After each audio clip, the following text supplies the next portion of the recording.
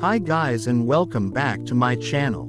If this is your first time coming here, I wanna welcome you for your first time. Today we're going over a new what if called, What If Naruto Was OP? If you like the video, then like and subscribe so you never miss any new what ifs. Now let's jump to it. Chapter 1. A New Beginning in Konoha. The universe had shattered. After the Tournament of Power, Universe 7 faced its grim fate as Goku, unable to master Ultra Instinct, fell to Jiren. In an instant, the universe was erased from existence. Just as the darkness enveloped them, a familiar voice echoed in their minds. Zeno, the Omni King, spoke with a hint of regret, expressing his sorrow over their demise. Yet he offered a glimmer of hope. He and Hit would be reincarnated in another universe as tokens of remembrance. And so, they were reborn in the land of Konoha. In this new world, tragedy had already woven its tale. Minato Namikaze and Kushina Uzumaki, the fourth Hokage and his wife, sacrificed their lives to protect their village. In a desperate act of love, they sealed half of the Nine Tails life energy within their newborn son, Naruto Uzumaki. This act of bravery, however, left Naruto an orphan. The villagers, haunted by the memories of the beast that had caused so much suffering, turned their backs on him. Many referred to him as the monster, or the Nine Tails, and he was treated with disdain.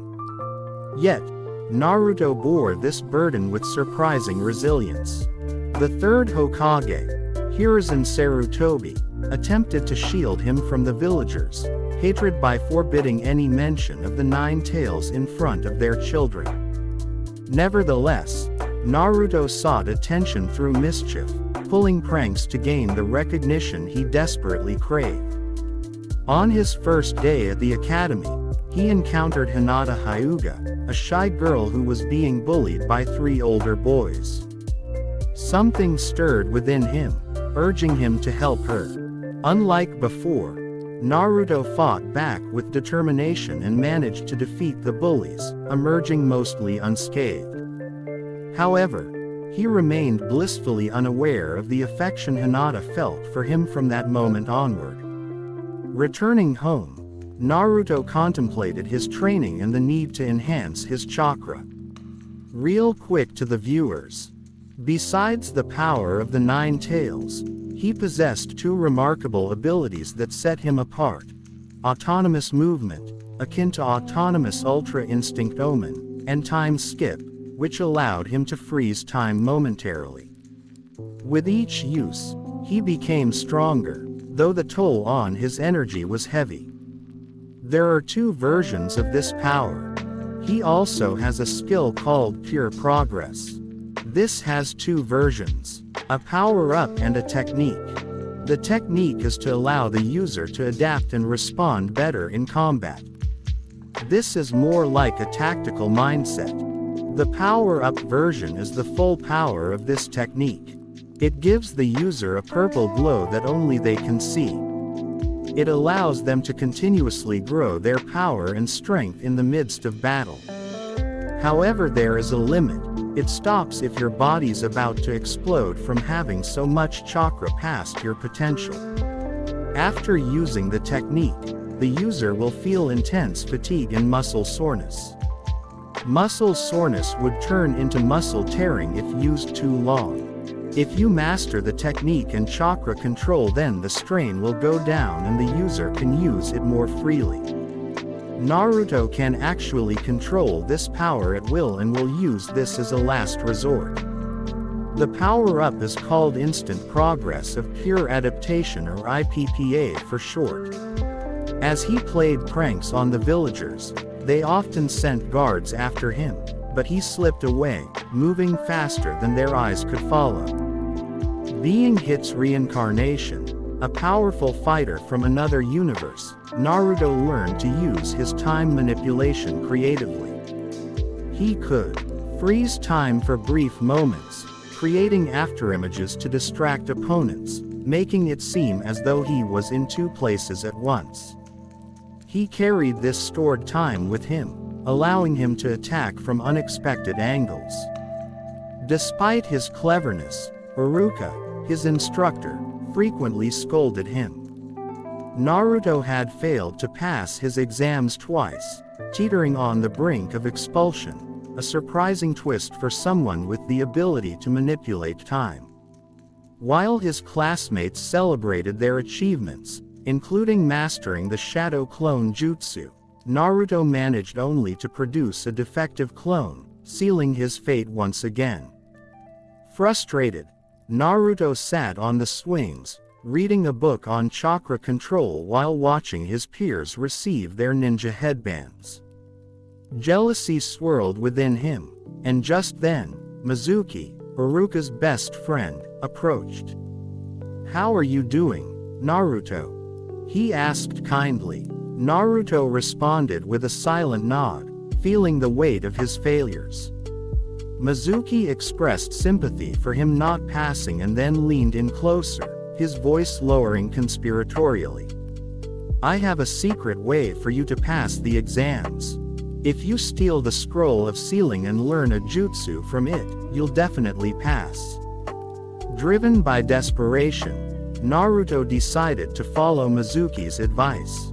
That night, he snuck into the Hokage Tower and stole the scroll, unaware of the danger it posed.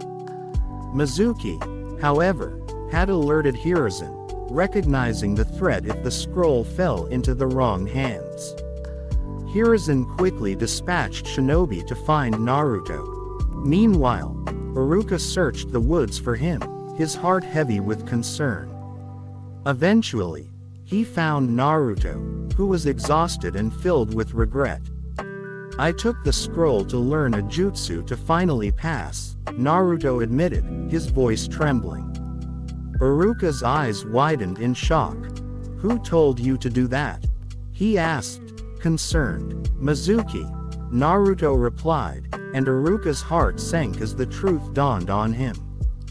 Before he could explain, a shower of kunai came flying at them. Reacting instinctively, Iruka pulled Naruto out of the way, shielding him from danger. In that moment, time seemed to freeze for Naruto. The kunai hung in the air, and he felt an overwhelming surge of power. With a rush of adrenaline, he skipped time, evading the attack. To Iruka and Mizuki, it appeared as though Naruto had stood there, unflinching, while the shuriken passed harmlessly through him. But in reality, he had leapt into action, diving over the shuriken and launching himself at Mizuki with a fierce kick. The impact sent Mizuki crashing through the trees, leaving a trail of destruction in his wake. Iruka stood in stunned silence, watching as Naruto approached the defeated rogue ninja, confidence radiating from him. "Are you okay, Iruka-sensei?" Naruto asked, his expression filled with concern. "I'm all right," Iruka replied, still processing the incredible display of strength. "Don't worry, Naruto."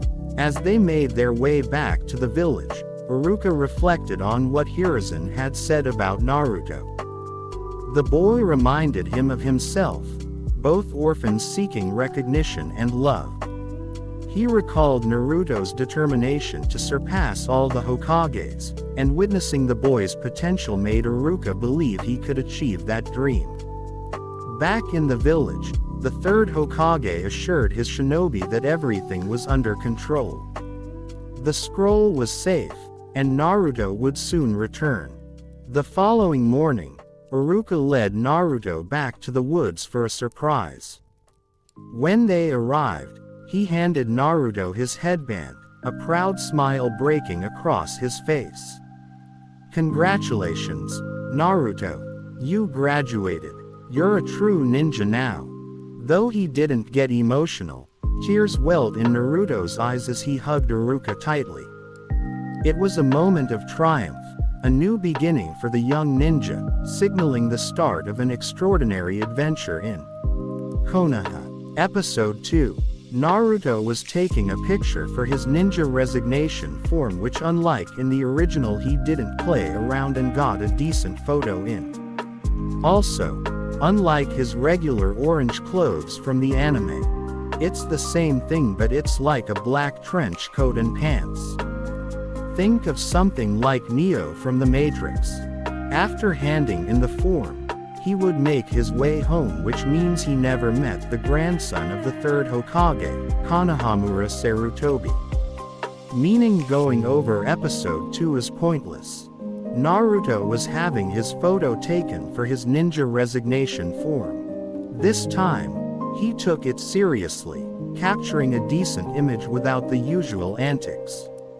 Instead of his usual orange attire, he wore a black trench coat and pants, resembling Neo's style from the Matrix.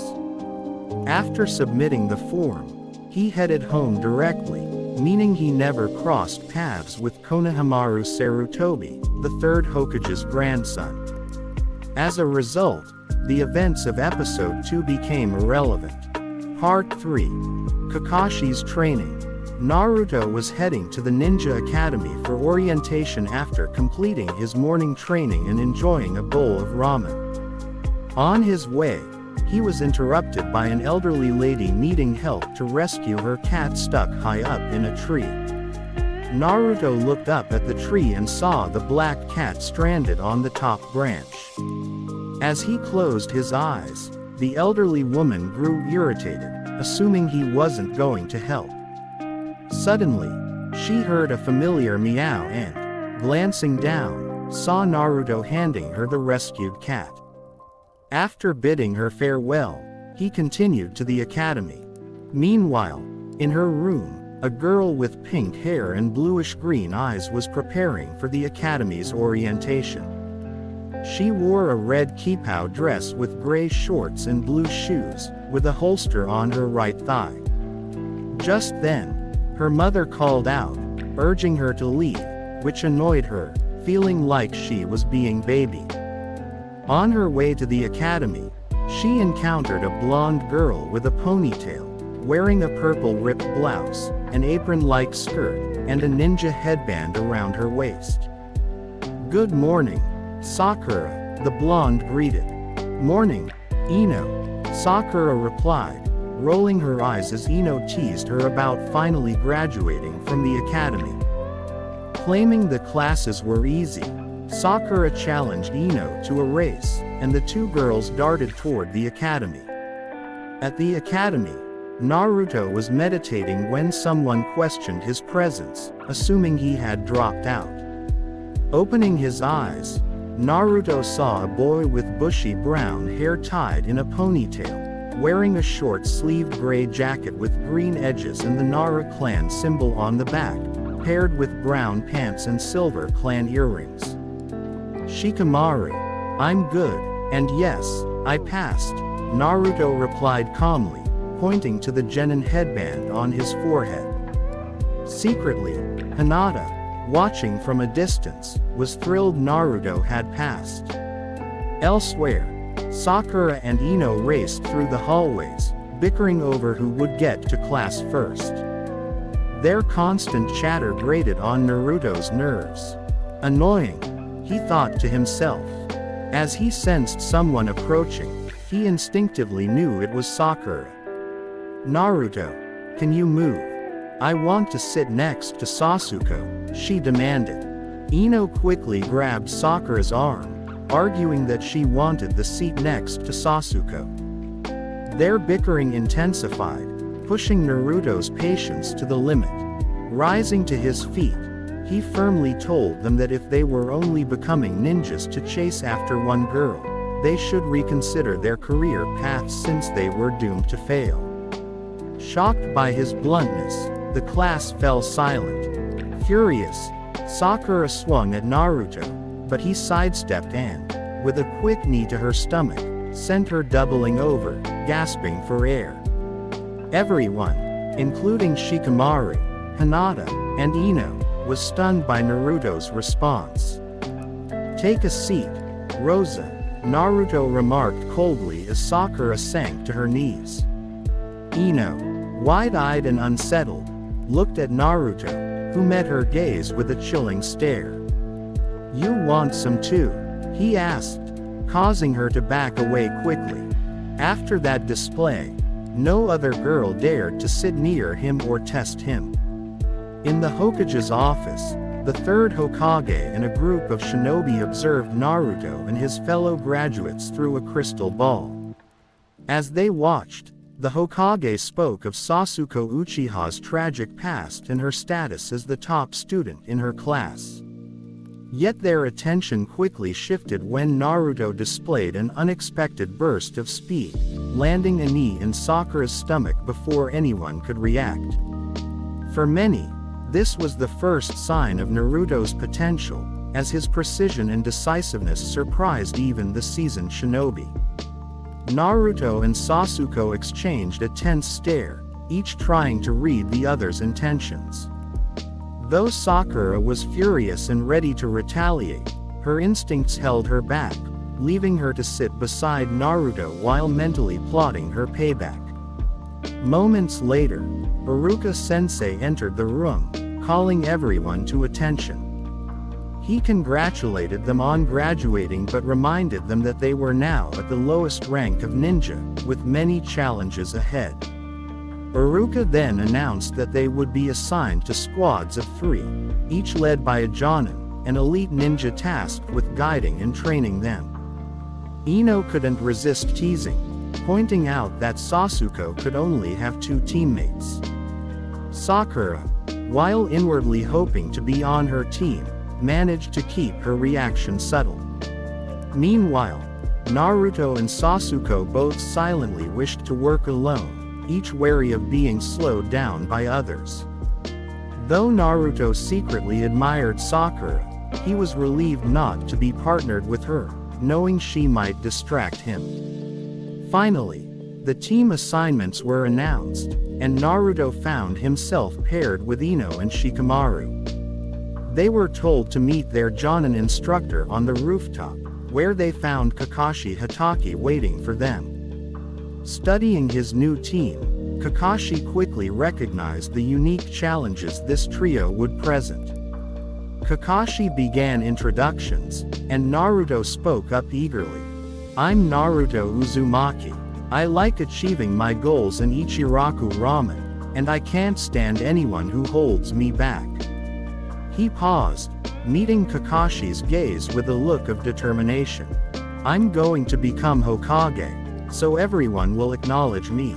Ino went next, sharing her interests in flowers and self-care, though her attention drifted to the training grounds, where Sasuke was practicing. Both Kakashi and Naruto noticed her distraction, with Kakashi sighing internally and Naruto stifling a groan. When it was Shikamaru's turn, he gave a laid-back introduction, mentioning his love for cloud watching and naps, with no real ambitions beyond a peaceful life. Kakashi observed his team thoughtfully, noting the different personalities that would either clash or complement each other. He then informed them about a special training session scheduled for the next day, advising them to skip breakfast. The following morning, Naruto, Shikamaru, and Ino gathered in the training grounds, facing their new instructor, Kakashi. "Today, you'll be doing survival training," Kakashi began. Naruto's face lit up with excitement, but Kakashi added, "This isn't the same training you're used to from the academy. In fact, only a few of you will pass." Kakashi pulled 2 small bells from his pocket. "Your goal is simple. Take one of these bells from me before noon. Whoever doesn't get a bell will go back to the academy." The team exchanged uneasy looks. Kakashi then explained that out of the 27 new ninja, only 9 would advance. With a high failure rate, the stakes were clear. As Kakashi signaled the start of the test, the trio leapt into the trees to strategize. Naruto took the initiative, throwing a kunai at Kakashi, who effortlessly caught it. Without missing a beat, Naruto dove straight at him, aiming punches and kicks that Kakashi dodged with ease.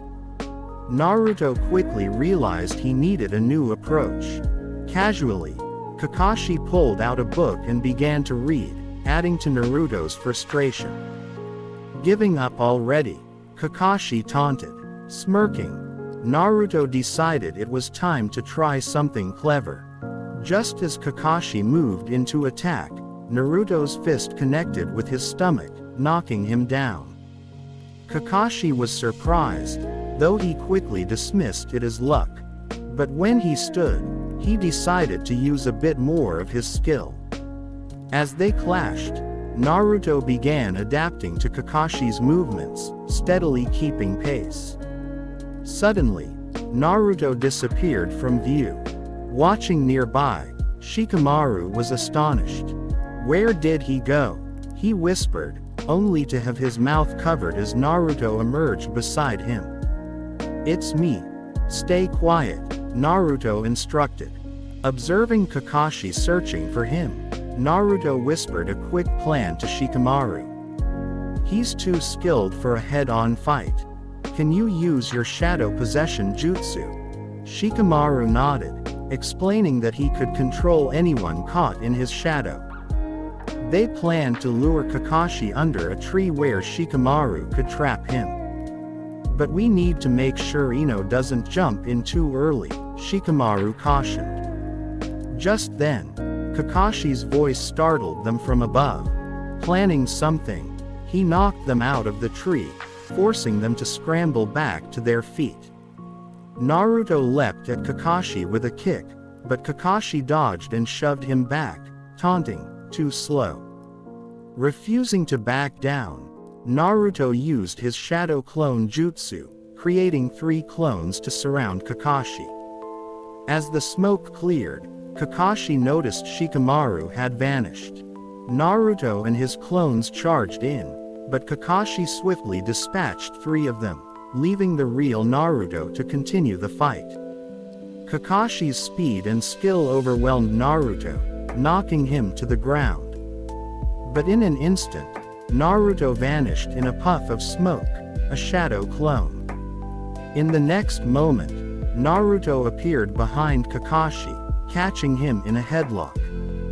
"Do it now," he shouted. From the bushes, Ino's voice called, "Shintenshin no Jutsu."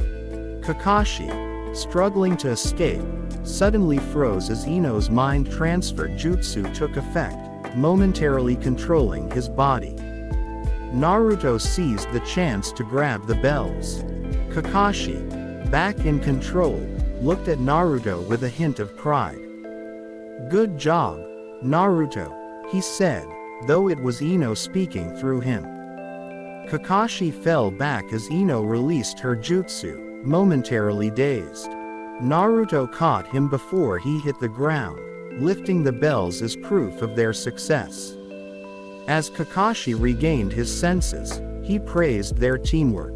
Naruto explained how he had used his shadow clones as a distraction to communicate with the team, learning about each other's skills to plan effectively. Ino had hidden in the trees, initially hesitant to face Kakashi, but Naruto and Shikamaru encouraged her to use her mind transfer jutsu in their final maneuver. Kakashi acknowledged the clever use of teamwork but encouraged them to keep improving. "Remember," he said, "those who break the rules are scum, but those who abandon their friends are worse than scum." The 3 nodded in agreement, recognizing the importance of his words. With a proud smile, Kakashi declared them official genin. "All right," he added, "let's go get some ramen. My treat." And with that, their journey as a team truly began. After Kakashi's announcement, the newly formed Team 10 headed toward Ichiraku Ramen, following Naruto's enthusiastic lead. The excitement was contagious. Naruto was practically bouncing down the street, and even Shikamaru looked amused by his teammates' boundless energy. When they arrived, Naruto rushed to his usual spot, waving eagerly to Tsuki, the owner.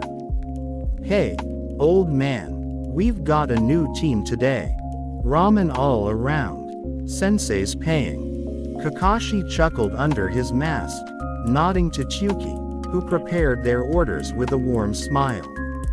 As bowls of steaming ramen were placed before them, Ino's eyes lit up.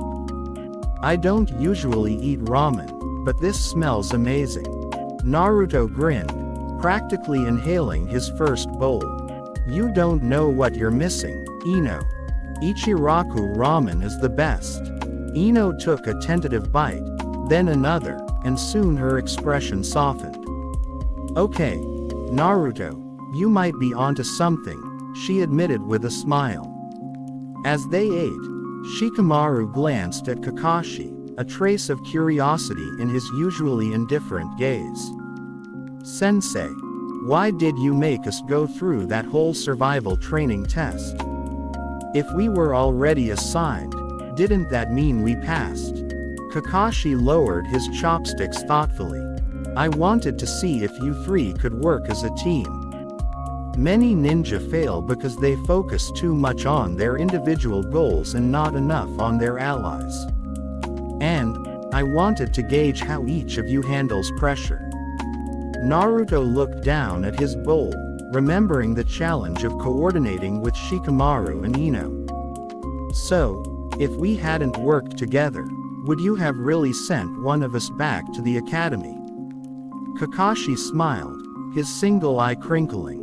Let's just say it's important to learn that in this line of work, teamwork is survival. You're all genin now, but that's just the beginning. The path ahead will be tougher than anything you faced today. Naruto's eyes sparkled with determination. Well, that just makes me more ready to train even harder. I'm going to become Hokage, and I'll need the strongest team behind me. Ino and Shikamaru exchanged glances, both surprised and slightly inspired by Naruto's passion. Ino chuckled softly. Fine, Naruto, but don't expect us to just follow your lead all the time.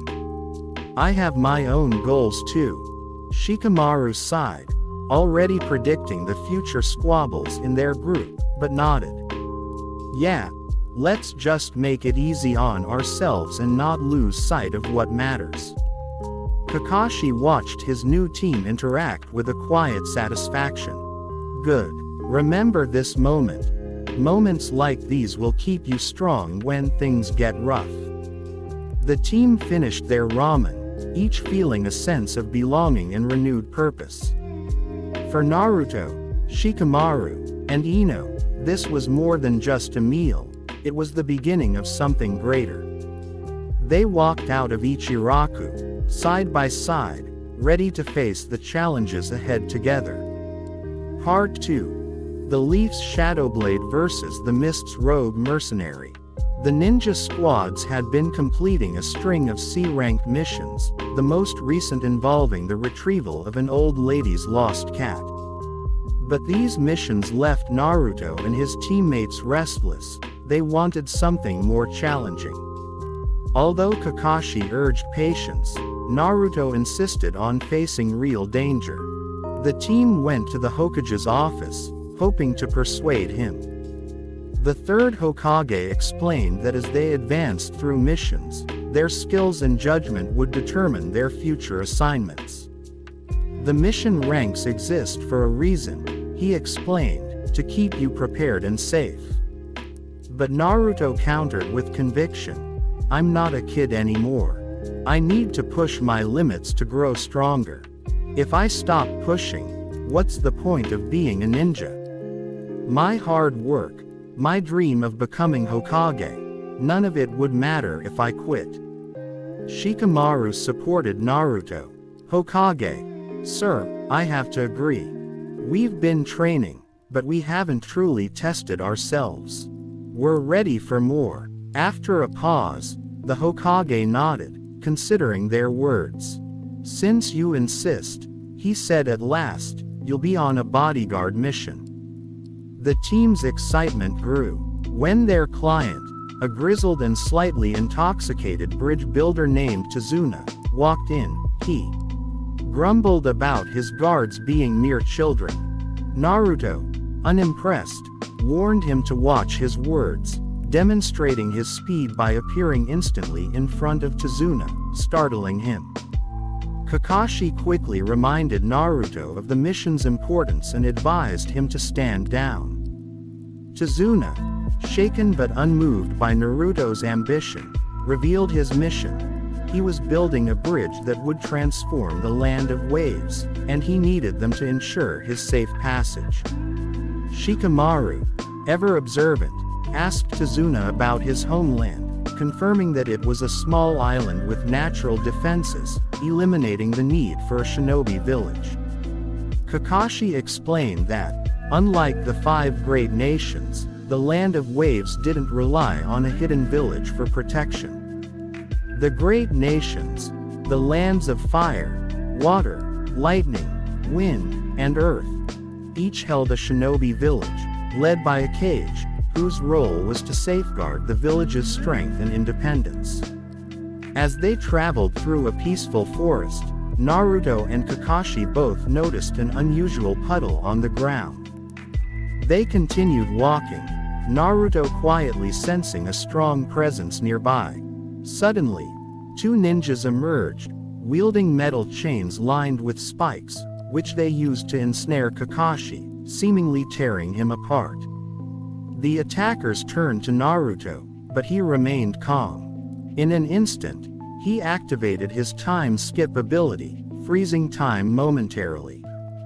With his fist cloaked in purple energy, Naruto released a powerful ghost-like punch toward one of the attackers, who stumbled back clutching his chest in agony, barely able to breathe. The second ninja, bewildered, couldn't understand how Naruto had attacked so quickly. Naruto seized a kunai and expertly severed the chain between the 2 assailants, forcing them to fight independently. He then focused on the second attacker, evading his strikes with a practiced ease that surprised even Shikamaru and Ino. As the man tried to swipe at his face, Naruto retaliated with a swift roundhouse kick to the side of his neck, knocking him out. Meanwhile, the first ninja, still struggling for breath, regained his footing and charged at Naruto, but Kakashi appeared behind him and subdued him with a chokehold. Once the attackers were securely tied to a tree, Kakashi praised Naruto but reminded him that teamwork was essential, encouraging Ino and Shikamaru to step in next time. Naruto apologized, explaining he had acted on instinct to protect the team. Turning to Tazuna, Kakashi questioned him about the true nature of the mission. If there had been ninja after Tazuna, this would qualify as a B-rank mission, requiring more experienced shinobi. Tazuna hesitated but finally admitted to concealing the danger. As they debriefed, the attackers questioned how they had been discovered. Kakashi pointed to the puddle in the dry landscape, an anomaly that had alerted him to their presence. Meanwhile, elsewhere, a businessman was speaking to a tall, imposing ninja with an enormous sword. Frustrated, he complained about the earlier failure of the demon brothers. But the swordsman, Zabuza Momochi, the demon of the hidden mist, simply grinned, his sword glinting as he promised, "This time, I'll kill him. My blade will be the last thing he sees." The team was on a motorboat headed toward the land of waves. Instead of using the engine, they rowed to stay as quiet as possible and avoid detection. Naruto practiced his chakra control on the boat while Ino and Shikamaru kept watch. As they approached, the bridge came into view, an enormous structure surrounded by machinery. Naruto was impressed by its size, but Kakashi instructed everyone to stay silent. Turning to Tazuna, he warned that once they reached shore, he'd need an honest explanation about why he was being pursued. Tazuna explained that Gato, a businessman known publicly for peace but secretly involved in drug trafficking, was after him. Gato aimed to control the land of waves by monopolizing its shipping routes. Tizuna's bridge would disrupt Gato's hold, making him a target. He pleaded for their help, saying he'd be killed the moment they left him. Naruto, although more advanced than his teammates, felt uneasy. If Gato's henchmen were strong, future attacks could be on a higher level than they could handle. While escorting Tizuna, Naruto suddenly threw a kunai into the surrounding forest, startling everyone. He claimed to have heard footsteps, but when he checked, he found a white-furred rabbit, odd given it wasn't winter. Kakashi recognized this as a sign of a substitution jutsu and signaled for caution. Meanwhile, hidden in the trees, Zabuza Momochi, the demon of the hidden mist, observed them. Suddenly, Naruto sensed a powerful chakra nearby.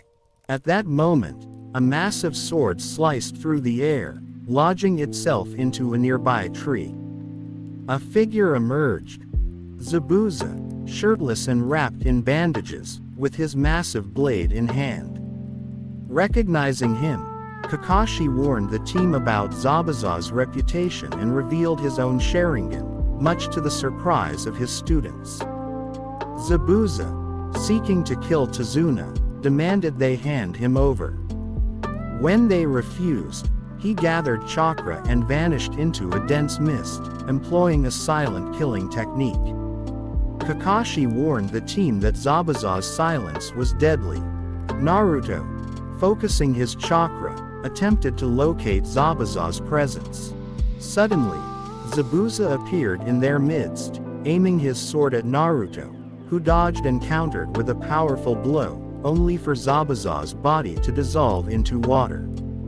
The real Zabuza then attacked from behind, but Naruto landed a roundhouse kick, tearing Zabuza's bandages and drawing blood.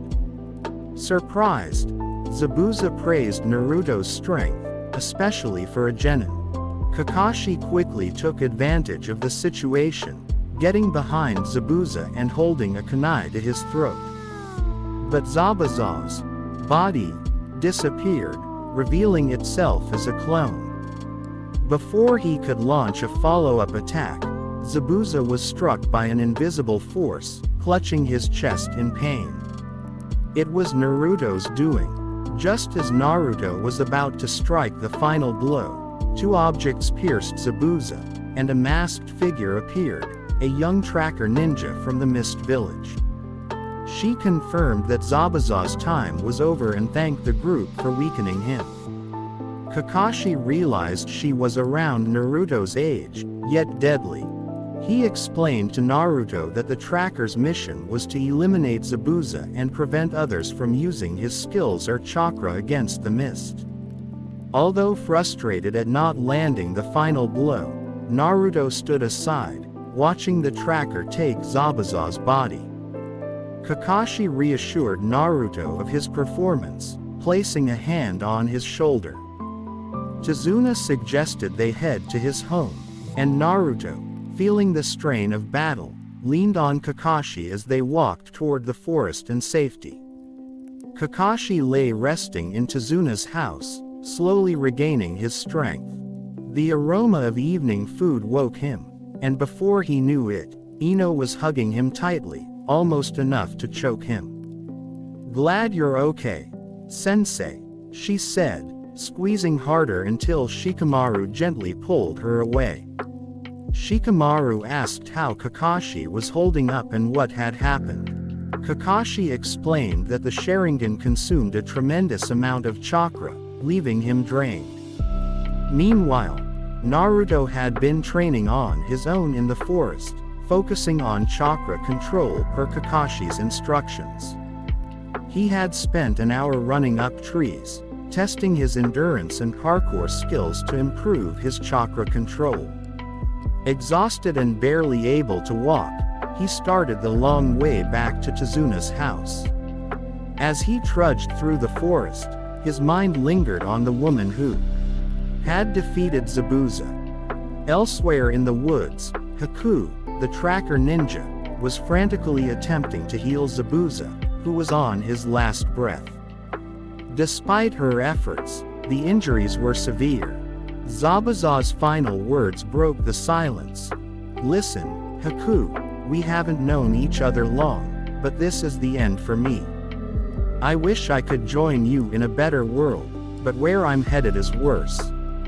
With that, he closed his eyes for the last time. Haku, grief-stricken, carried his body to their hideout. Once there, she laid him down, her face wet with tears. Gato, surprised by Zabuza's death and Haku's mourning, coldly dismissed her grief, demanding she move on and kill Tazuna. When he attempted to grab her shoulder, Haku's composure cracked. She twisted his arm and, in an instant, drove a kunai into his eye. The bodyguards, taken aback, prepared their swords, but Haku eliminated them as well before stepping outside to gaze at the sky. "Zabuza, I will avenge you." Back at Tazuna's, Kakashi discussed Zabuza's defeat with his team, particularly curious about the weapon the tracker had used. Ino explained she used needles, a weapon that generally required precise aim at vital organs to be lethal. Kakashi noted that tracker ninjas were trained in anatomy, often knowing how to stop a heart temporarily. From this, we can conclude that his thought was interrupted by the door creaking open to reveal Naruto, his black trench coat with orange accents lightly dusted from training. "Even though I used my hidden skill to kill Zabuza, there's a chance he's still alive," Naruto began. "I made sure to use enough force to destroy his heart, but if she's as skilled as she seemed, she might still come after us." Exhausted, he lay down and slipped into meditation, still aware of the potential danger. Kakashi, understanding the urgency, resolved to focus on training Shikamaru and Ino. Though both had a solid foundation, they still needed to master chakra control, especially climbing trees with the right chakra balance. After a taxing training session, the team gathered around Tazuna's dinner table that evening. Naruto shared his belief that Haku would return for revenge, although they didn't know when. Tazuna, feeling guilty, asked why the team continued to protect him despite his deceit. Kakashi simply replied, "Cowardice can't survive." When Naruto proposed dealing with Haku, Tazuna's grandson, Inari, interrupted, doubting they'd be able to stop Gato's forces. Naruto, irritated, reminded him that it was ninja business, not for him to judge. But Inari, frustrated, said hard work was pointless against Gato's army and that they'd all eventually be killed. Angered, Naruto told him to leave, claiming he didn't understand what it meant to work hard. Naruto later retreated into the forest to meditate. After building a small fire, he sat quietly until he sensed another chakra approaching. The chakra belonged to a beautiful young woman around his age, wearing a pink kimono and carrying a lantern. Though taken aback by her appearance, Naruto composed himself. "What's your business out here?" The woman replied softly, "I'm here to clear my mind, think about my marriage." Naruto warned her of the danger, admitting he was out there for similar reasons. She took a seat by his fire. "You look tense. Want to talk about it?" Naruto hesitated, then opened up. "I have a goal, a mission. Protect my team, my sensei, and Tazuna. If I don't improve, they're all in danger. One day, I want to become Hokage, known for my skill in taking down targets with precision. The Shadow Blade of Konoha. I'll be strong enough to stop any threat before it even knows I'm there." The woman smiled, admiring his resolve. She, too, had someone to protect. Naruto assumed she meant her husband, but she denied it, explaining it was someone to whom she owed her life. Just as Naruto began to relax, he sensed a spike in chakra.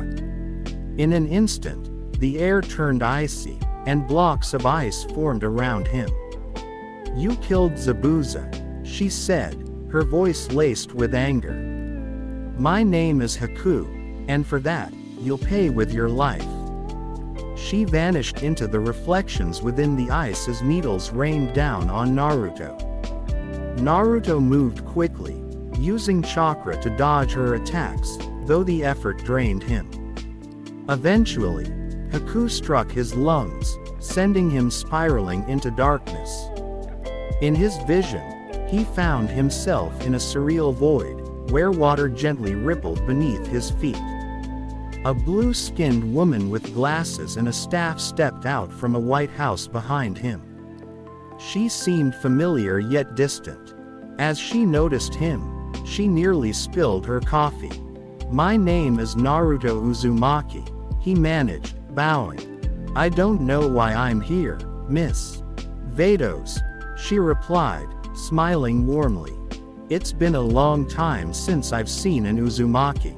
Your clan was thought to be gone, especially those who possessed Ultra Instinct and Timeskip." Naruto was puzzled. "Ultra? What?" Vados explained, detailing the abilities unique to his bloodline. Ultra Instinct granted unmatched reflexes and defensive capabilities, while Timeskip provided the raw power needed to defeat opponents. Combined, they created a deadly synergy. She guided Naruto through her home, where shelves of family photos lined the walls. He noticed two women, who seemed to recognize him. They greeted him as an Uzumaki, expressing surprise at his appearance. "You're not dead yet, Naruto," Vados assured him. "But if you want to overcome Haku, you'll need our guidance and strength." "Touch my staff," she instructed, and though hesitant, Naruto complied. A bright, silver glow enveloped him as he closed his eyes, awakening a power deep within. As Haku walked away from Naruto's seemingly lifeless body, she felt a surge of immense chakra behind her. Turning around, she was met with a towering geyser of light radiating from Naruto's position. The energy was intense, almost blinding. Nearby, Kakashi had been watching over Chizuna's family when he noticed the display of power. Alarmed, he rushed back inside to locate Ino and Shikamaru. Ino was already present, but Shikamaru was absent. "Stay here and protect the family," Kakashi instructed Ino, before racing toward the source of the light. As the radiance dissipated, he saw a familiar figure emerge from the fading glow. It was Naruto, standing tall with a new, powerful aura about him. His appearance had changed. He was now surrounded by a purple-blue glow with ethereal particles floating around him, and his eyes had shifted from blue to gleaming silver. Any trace of injury had vanished, including the needles that had pierced his lungs, seemingly removed and healed by his newfound strength. Haku turned back toward Naruto, sensing his transformed chakra. It was calm yet commanded a heavy presence, something that sent a chill down her spine. She knew Naruto's power had reached a whole new level, but she wasn't going to retreat. Summoning her ice mirrors, the temperature dropped, and once again, she surrounded Naruto with the reflective prisms. She launched needles at him from every direction, but Naruto moved instantaneously, shattering one of the ice mirrors with a single punch, catching Haku off guard. She knew whatever had happened to Naruto was beyond ordinary. He had grown immensely powerful. With effortless movements, Naruto dodged her attacks, his new speed and reflexes rendering her strikes useless. One by one, he destroyed each ice mirror around him. When he reached the last mirror, he delivered a powerful strike that disrupted Haku's technique, knocking her out of her jutsu. Regaining her stance, Haku tried to activate her jutsu again, but Naruto, using his Timeskip ability, appeared right in front of her and delivered a powerful punch to her face. The impact sent her flying through several trees, finally coming to a halt against the third tree, which splintered under the force. Haku lay unconscious, bleeding from her head as a result of the attack. Naruto looked at his hand, noticing the purple-blue glow around it. Confused, he wondered what the mysterious woman, Vados, had done to him. As the glow faded, he walked over to pick up Haku's body. Just then, he heard a voice. "Is she okay?" Naruto turned around to see Shikamaru. Kneeling beside Haku, he examined her condition. "I don't know. Let's get her back to Kakashi," Naruto said, and the two began making their way back to Tizuna's house. As they traveled, they sensed someone approaching. Shikamaru readied himself, but as the figure got closer, they recognized Kakashi, visibly out of breath from searching for them. Surprised to see Naruto carrying an unconscious woman, he demanded, "Care to explain yourselves?" "This is Haku," Naruto replied. "She's Zabuza's partner. She tried to kill me out of revenge." Kakashi was somewhat taken aback, but he asked Naruto why he didn't kill her. Naruto admitted he'd thought about it but hesitated, not entirely sure why. Back at Tizuna's house, Naruto and Shikamaru tied Haku to a tree with a rope and secured her with a kunai. "That should hold her until morning," Shikamaru said. "We just need to keep watch to ensure she doesn't escape." With Haku restrained, they went inside to rest. The next morning, Naruto woke early to check on Haku. To his surprise, Kakashi was already there, attempting to talk to her. "Why were you helping Zabuza?" he asked, though Haku remained silent, unwilling to engage. Naruto, watching the exchange, could see the sorrow in her eyes and sensed that Zabuza had meant everything to her. "If you don't tell us, we may have to kill you," Kakashi warned. "Please, do it," Haku murmured softly, her voice filled with sorrow, surprising both Kakashi and Naruto. Tears welled up in her eyes. "I can't live without him. He was my master, my everything. I'm lost without him. Please kill me so I can see him again because without him," her voice broke as more tears streamed down her face. "I'm nothing. I couldn't even avenge him. Do whatever you want with me. I won't fight anymore." Kakashi turned to Naruto, who looked back at him, understanding. "Naruto, I don't think we can help her. She needs care beyond what we can offer." Naruto nodded, understanding his sensei's sentiment, and with a reluctant sigh, he knocked Haku unconscious with a swift chop to the neck. 8 hours later, as the bridge was completed, Team 7 gathered with Tizuna to discuss the mission. Tizuna glanced at Haku's unconscious form and asked, "So this is the woman who was helping Zabuza? Why not kill her now rather than keep her alive?" Kakashi explained that Haku wasn't truly malevolent. She had merely followed Zabuza out of loyalty and a sense of purpose. Her life had been taken for granted, leading her down this path. Tizuna nodded in understanding, as did his family, especially Inari, who had initially doubted Team 7 but now realized their strength and integrity. With Gato defeated, Zabuza gone, and Haku in custody, Tizuna wished that Haku would get the help she needed. Before they left, Naruto even promised Inari he'd return one day to help him train so he could protect those he cared about. As they departed, Ino raised the topic of shinobi being used as tools, much like Haku had been.